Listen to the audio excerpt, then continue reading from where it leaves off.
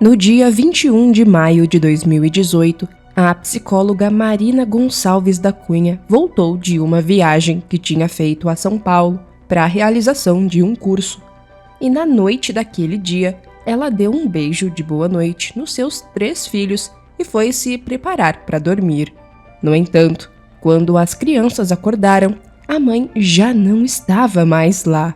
O filho mais velho, de 6 anos, estranhou alguns grunhidos que tinha ouvido na noite anterior e também não entendeu por que o pai precisou transportar algo tão grande e pesado em um carrinho de supermercado no meio da madrugada. O que ninguém queria acreditar é que dentro daquele carrinho um terrível segredo estava escondido e que mesmo após 7 anos, o crime ainda reverbera nos arredores de Juiz de Fora e choca o Brasil inteiro. Mas, antes de acompanhar esse caso, eu vim aqui com o Domi apresentar o meu canal para vocês. Meu nome é Bianca Marcheso e eu faço vídeos de casos criminais aqui pro YouTube, voltados pro tema de feminicídio e violência contra a mulher em geral. Eu tenho mais de 300 vídeos inéditos aqui na plataforma, então se inscreve aqui embaixo e ativa o sininho de notificações para não perder nenhum desses vídeos que saem de terça, de quarta e de sexta às 8 horas da noite. Também aproveita para clicar no botão do gostei aqui embaixo porque me ajuda muito na divulgação e me segue lá no meu Instagram que eu vou deixar aparecendo aí na tela. Lembrando que o intuito dos vídeos aqui do canal, que é o maior canal de feminicídio aqui do Brasil, é conscientizar as pessoas sobre a violência contra a mulher e não deixar com que as vítimas de feminicídio sejam esquecidas. Então, se você conhece algum caso que se encaixe nessa proposta, comenta aqui embaixo para que eu possa trazer em um vídeo futuro. Todos os recados dados, bora pro vídeo.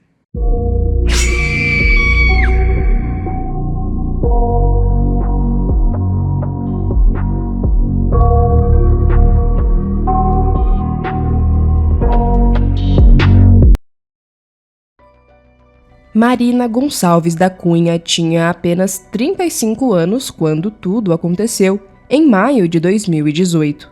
Nascida em 19 de junho de 1982, a Marina era natural do Acre, onde ela morava com a sua mãe e o seu irmão, mas se mudaram para Juiz de Fora, em Minas Gerais, em 1992. Considerada uma mulher muito bonita e inteligentíssima, a Marina era formada em psicologia e atuava como psicóloga em Juiz de Fora, sempre atrás de novos cursos para se especializar. Na época do caso, ela gostava de meditação e fazia alguns cursos em São Paulo, se especializando na área de coaching. Logo depois de se formar em psicologia, a Marina conheceu o seu futuro marido e pai de seus filhos, um homem de 38 anos chamado Pedro Araújo Cunha Parreiras, que era empresário do ramo de software. Pouco tempo após se conhecerem, a Marina engravidou do seu primeiro filho do casal e eles ficaram extremamente felizes. Ela era considerada uma mãezona, extremamente dedicada ao filho. Naquela época, quando o casal tinha apenas um filho, eles decidiram que iriam se mudar para o Rio de Janeiro, onde viveram durante algum tempo, mas após passarem por um aperto financeiro, eles decidiram voltar para Juiz de Fora. Para o Pedro, a mudança não foi um problema, já que a maioria dos seus clientes era mesmo de Minas Gerais, e o casal estava muito entusiasmado com a vida profissional e pessoal. Depois do nascimento do primeiro filho, eles decidiram se casar, e a Marina optou por dar uma pausa na sua carreira para se dedicar integralmente aos filhos, e posteriormente tiveram mais 2 meninas, de 2 e 5 anos de idade. Então, na época do caso, o casal tinha 3 filhos, o mais velho prestes a completar 7 anos e as 2 mais novas. Depois que os filhos cresceram um pouco, a Marina conseguiu chegar ao auge da sua carreira, passando por um momento muito bom, e o casal levava uma vida reservada. No entanto, nem tudo eram flores.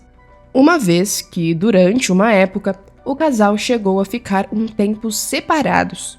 Durante o período da separação, ambos tiveram outros relacionamentos, e após isso, a relação entre a Marina e o Pedro já não era tão boa, tendo ficado um pouco desgastada. Porém, o que ninguém imaginou era que o homem fosse uma pessoa extremamente agressiva e violenta. A família da Marina até percebia que o Pedro era muito na dele e variava entre muito equilibrado e muito nervoso. Por conta das suas alterações de humor, ele até praticava meditações com a esposa, fazia cursos de autoconhecimento, mas nada melhorava as suas explosões de raiva. O irmão da Marina contou em entrevista que tudo o que fugia à regra e à rotina do casal deixava o Pedro transtornado e que ele era um homem muito manipulador. Já o pai da Marina disse que o genro até trabalhava, mas ele não ganhava o suficiente para prover a casa e a família dela os ajudava financeiramente. O pai da Marina ainda relatou uma situação extrema que ocorreu cerca de 2 anos antes do caso, em 2016, naquele período de separação. A sua filha relatou que o motivo do fim do casamento seria que o marido era muito violento e chegou a comprimir o seu pescoço em um dos seus excessos de raiva. Aquela agressão foi o estopim para o término. No entanto, mesmo com medo do marido, a Marina voltou a viver com ele 2 ou 3 meses depois do episódio. Porém, na época do caso, em maio de 2018, a família não tinha ouvido mais nenhuma queixa sobre os comportamentos explosivos do homem, então eles pensaram que estava tudo bem. Acontece que na semana do dia 21 de maio, o Pedro contou para a família da Marina que eles tiveram uma briga e que a mulher tinha saído de casa de uma hora para outra e que ele não sabia sobre o paradeiro dela. O Pedro disse que eles já vinham pensando em se separar e que no dia em que discutiram, a Marina tinha saído de casa após dizer que estava com nojo dele e nojo dos seus filhos, porque eles a fariam lembrar dele. Os parentes da Marina estranharam esse sumiço repentino dela, uma vez que ela nunca ficaria tanto tempo longe dos filhos, mas pensaram que ela tinha ido fazer mais um daqueles cursos fora do estado e que em alguns dias retornaria. Só que esses dias se passaram e ninguém tinha mais notícias dela. Alguns amigos do trabalho da Marina mandaram mensagens para a família dela, dizendo que ela não estava mais interagindo nos grupos, e a falta de notícias começou a preocupar ainda mais os familiares. Por um lado, o tempo longe dos filhos causava estranheza nos pais e no irmão dela, e eles queriam notícias sobre a Marina, mas por outro, o Pedro estava agindo tão normalmente quanto ao sumiço, que fazia eles pensarem que realmente estava tudo bem. Isso porque, após o dia 21 de maio, o Pedro pegou os 3 filhos do casal e viajou para o Rio de Janeiro, a sua terra natal, e por meio de aplicativos de conversa, ele enviava fotos tiradas da família em uma série de atrações, como o Cristo Redentor e o Aquário Marinho, com todos se divertindo muito e aparentemente felizes. Mas, ao mesmo tempo em que tudo parecia bem, a família da Marina desconfiou dessa viagem que ele fez com os filhos, levando-os em todos os pontos turísticos do Rio, já que ele nunca tinha tido uma iniciativa dessa antes. Inclusive, naquela semana do desaparecimento, a Marina e o Pedro haviam programado uma viagem para Porto Alegre, no Rio Grande do Sul, mas o Pedro afirmou que ela tinha desistido da viagem. Quando voltaram do Rio para Minas, o comportamento do Pedro com a família da Marina se tornou estranhamente carinhoso, já que ele almoçou várias vezes na casa da sogra, inclusive até deu sobremesa na boca dela, sempre muito feliz e contente. O que a família da Marina não sabia é que esse comportamento, na verdade, era um disfarce para contornar o que o homem tinha feito. Infelizmente, A família demorou um pouco para ir atrás de notícias sobre a Marina, porque houve uma coincidência entre as datas, já que na mesma semana do sumiço, houve uma greve de caminhoneiros e o irmão da Marina, que era empresário do setor de transporte de combustíveis, precisou participar e estava passando por um período turbulento. A família ficou 10 dias envolvida na paralisação dos caminhoneiros, mas a mãe da Marina não tirava a falta de notícias da filha da cabeça e fez questão de ir a fundo nas buscas por informações sobre a Marina. Após 10 dias de desaparecimento, no dia 31 de maio de 2018, um vigia de um condomínio no bairro Aeroporto, em Juiz de Fora, procurou algum lugar afastado para ir urinar e, quando chegou às margens da Avenida Prefeito Melo Reis, encontrou um corpo feminino em estado de decomposição. Ele imediatamente chamou a polícia militar e, quando os agentes chegaram ao local, se depararam com uma cena de extrema violência. Uma mulher de aparentemente 30 a 40 anos, com cerca de 1,70 m de altura, cabelos castanhos, pele branca e sem tatuagens, estava caída, com hematomas no pescoço, totalmente nua e com o rosto queimado. Ela estava sem documentos e, por isso, o corpo seguiu sem identificação para o Instituto Médico Legal da cidade. No local do encontro, foi localizada uma garrafa com um líquido não identificado, provavelmente um solvente utilizado para impossibilitar a identificação. Como o caso se tratava de um crime, as investigações se iniciaram e a polícia buscava identificar a quem pertencia aquele corpo. Amostras foram coletadas e enviadas para análise e, por cerca de uma semana, o corpo permaneceu no IML. Por conta dessa demora, a mulher quase foi enterrada como indigente, uma vez que, quando os familiares da Marina perguntavam para o Pedro sobre o paradeiro da mulher, ele dizia que ela havia feito contato com ele e que ela estava bem, mas que estava sem celular e que não queria falar com outras pessoas. Então, apenas na quinta-feira, dia 7 de junho, os pais da Marina ligaram para o irmão dela, muito preocupados, dizendo que não aguentavam mais aquela situação e resolveram tomar uma providência. Eles ligaram para um advogado que entrou em contato com o IML da região, descobrindo que havia um corpo com as mesmas características da Marina, prestes a ser enterrado como indigente. Eles então foram até o IML e infelizmente descobriram que o corpo feminino que estava lá era mesmo da Marina.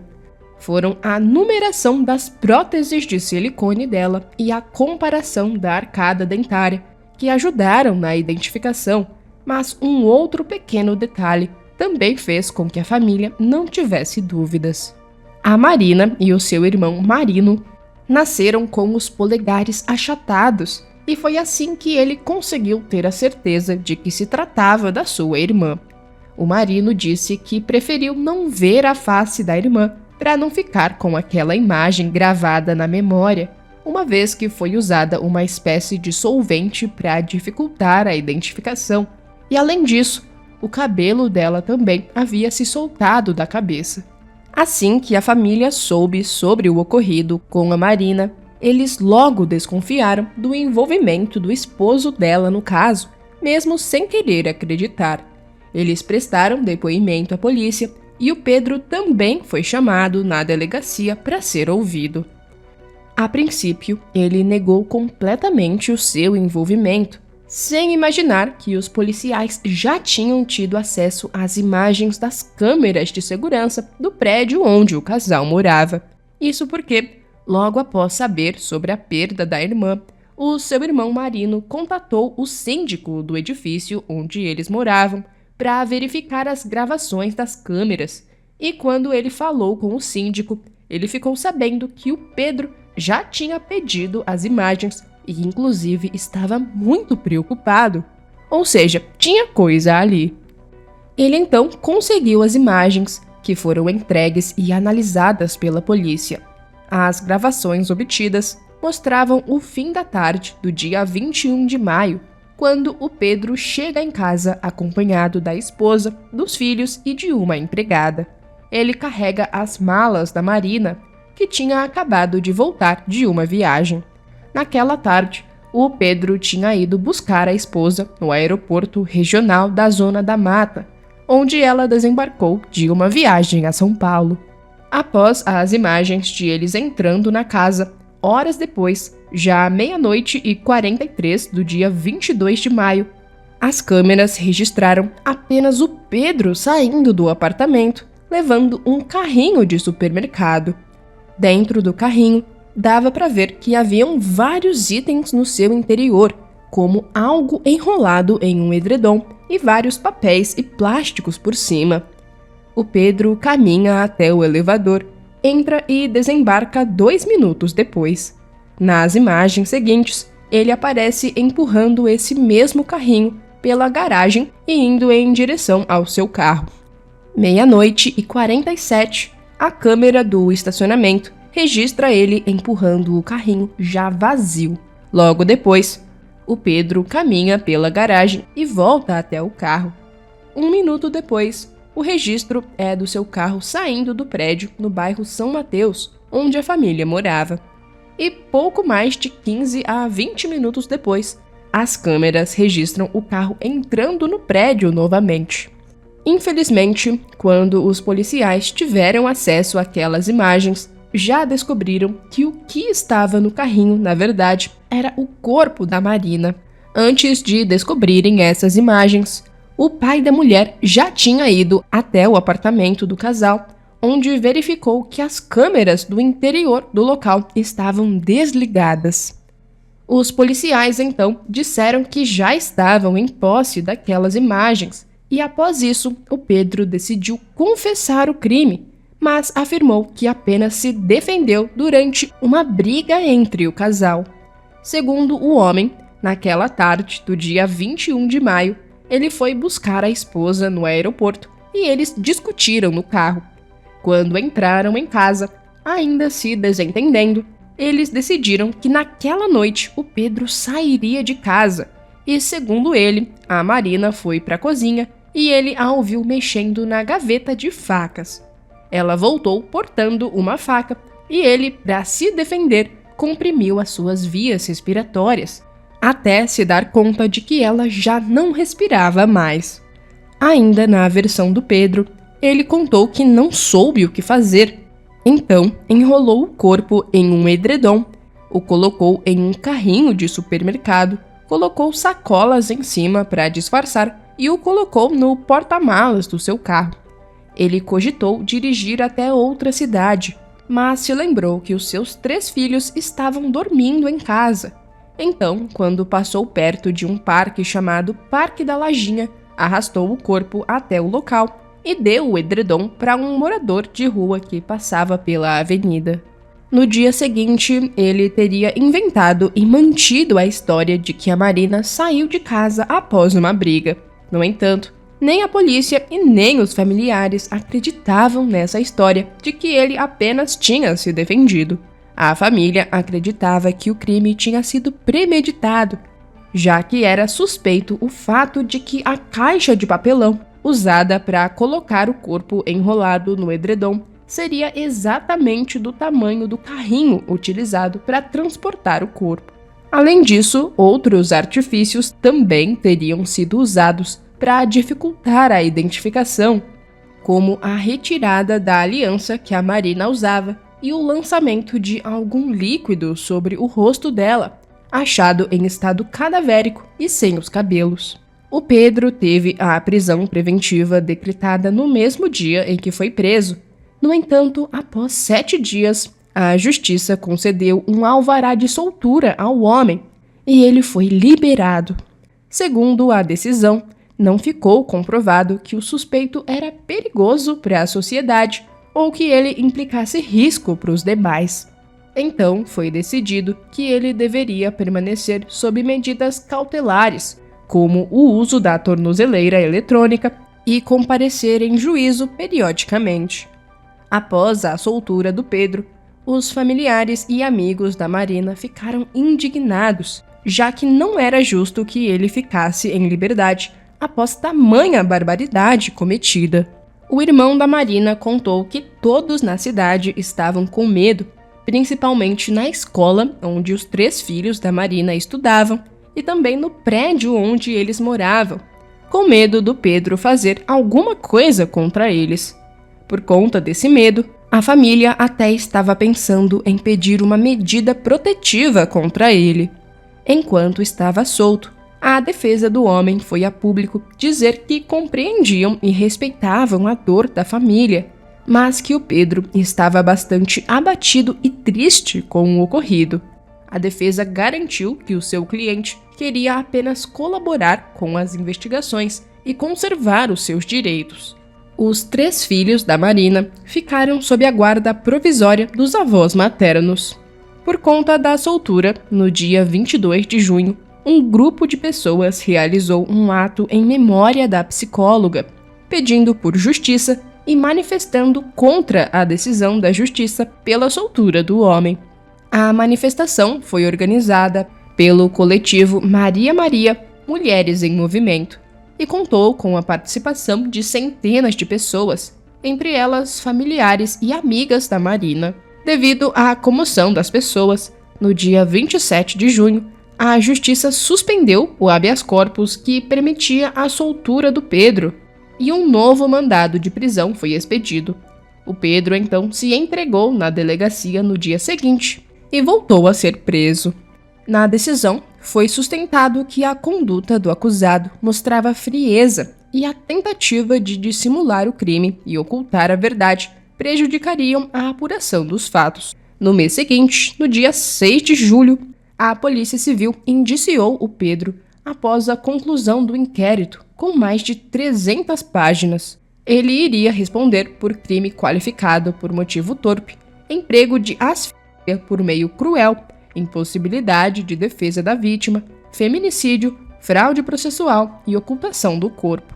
Conforme a delegada do caso, a investigação concluiu que os filhos do casal estavam no local onde o crime ocorreu e a presença deles poderia aumentar a pena. A delegada disse, abre aspas, o filho mais velho, nas suas declarações, fala que ouviu barulhos, ouviu gemidos e ouviu um arrastamento. Portanto, essa pena pode aumentar por conta dessa situação em no mínimo 1/3, por ter um descendente presente na hora dos fatos, fecha aspas. Além disso, a perícia constatou que o autor limpou a cena do crime, uma vez que o uso de luminol, aquele reagente químico que consegue encontrar vestígios de sangue, encontrou marcas perto da suíte do casal, o mesmo cômodo onde ele alega ter brigado com a esposa.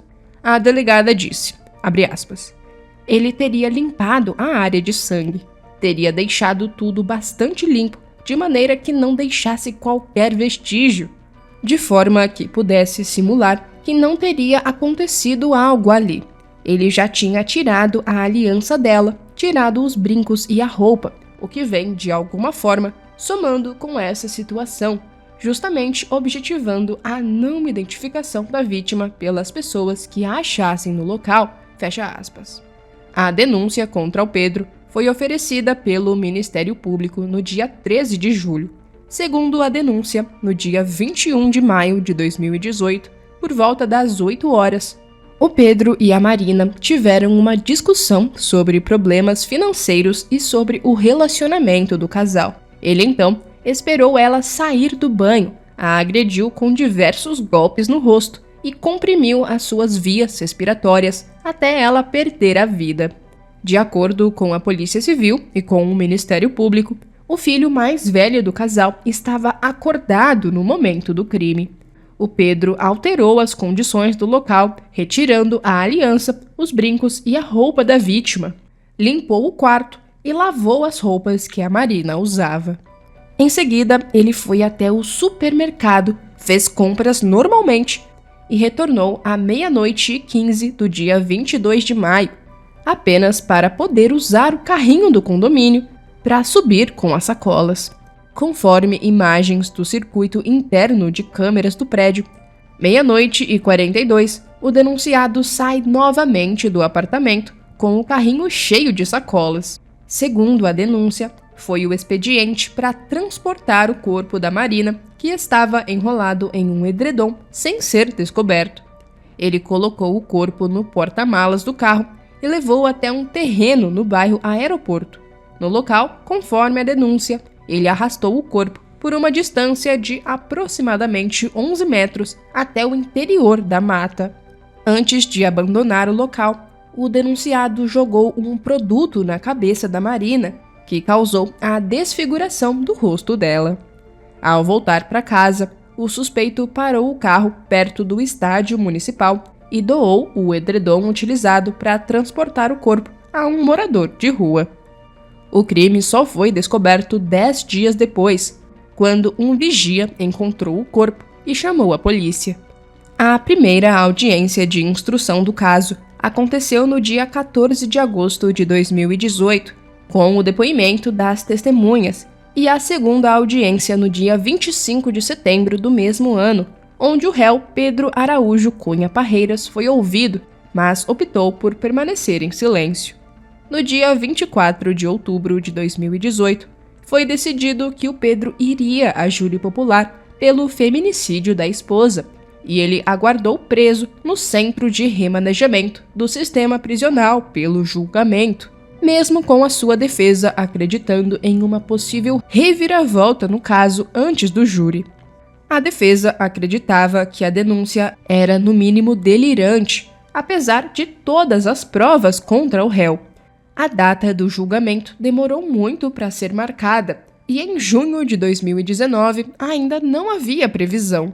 O júri, então, foi marcado para o dia 24 de junho de 2025, esse ano, mais de 7 anos após o caso.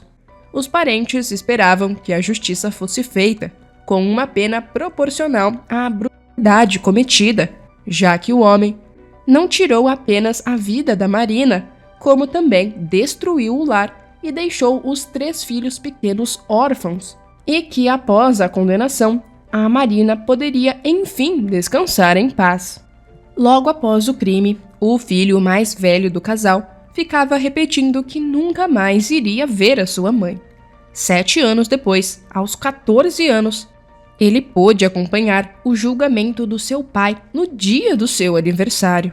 A mãe da Marina contou sobre como foi difícil cuidar dos 3 netos após o caso. Eles sofreram muito com a falta da mãe, e o mais velho, que presenciou parcialmente o crime, teria ficado mais agressivo e simulado o que viu, dizendo que a sua mãe estava muito machucada. As 3 crianças passaram por acompanhamento psicológico. Faixas com pedidos de justiça foram estendidas na frente do Fórum de Juiz de Fora, e aos poucos o plenário começou a ficar cheio de familiares, amigos e pessoas que lutavam contra a violência contra as mulheres. A presidente da Comissão de Enfrentamento à Violência contra a Mulher da OAB da cidade frisou, abre aspas, a sensação de impunidade das mulheres vítimas de violência doméstica é absurda. O índice de prescrição dos crimes de violência doméstica são gigantescos. Então, estar aqui hoje representa, na minha concepção, uma fala nossa diretamente a todo o poder público. Nós não vamos nos calar, nós não aceitaremos ser mortas, agredidas ou silenciadas, fecha aspas. Então, ao fim do júri, após mais de 20 horas, Pedro Araújo Cunha Parreiras foi condenado a 34 anos e 7 meses de reclusão em regime fechado. Todas as qualificadoras sustentadas pela acusação foram reconhecidas.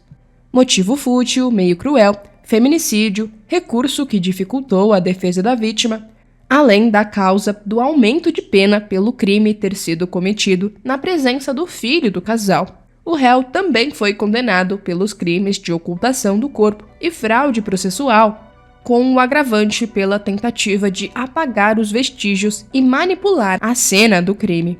O júri rejeitou a alegação de legítima defesa, bem como as tentativas de caracterizar o crime como homicídio privilegiado ou culposo. Segundo a sentença, ficou comprovado que a Marina perdeu a vida com brutalidade por asfixia em um ato de controle, frieza e desumanidade. A família dela agradeceu à justiça, mesmo que tardia. Por meio de nota, eles disseram: após 7 anos de espera, a tese da acusação prevaleceu de forma plena. Ainda após a condenação, a mãe da Marina disse, abre aspas, lavei minha alma no sentido de ter honrado a minha filha. Me sinto aliviada, porque foi feita a justiça. Hoje eu mensurei a gravidade desse crime, que foi muito impactante. E neste momento, estou vendo a minha filha com aquele sorriso e o meu neto de 13 anos, que ainda tem muita coisa para passar. Estou muito emocionada. Fecha aspas. E essas são as últimas notícias que temos do caso. Marina Gonçalves da Cunha foi mais uma vítima de feminicídio que aconteceu aqui no Brasil.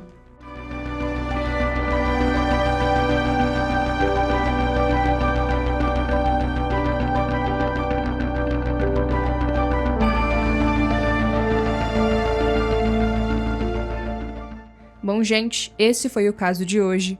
Comenta aqui embaixo alguma mensagem de apoio para as famílias das vítimas que muitas vezes assistem aos meus vídeos. Curte, comenta e compartilha para apoiar o meu trabalho. E me segue lá no meu Instagram, que eu vou deixar aparecendo aí na tela. Até o próximo vídeo. Beijos!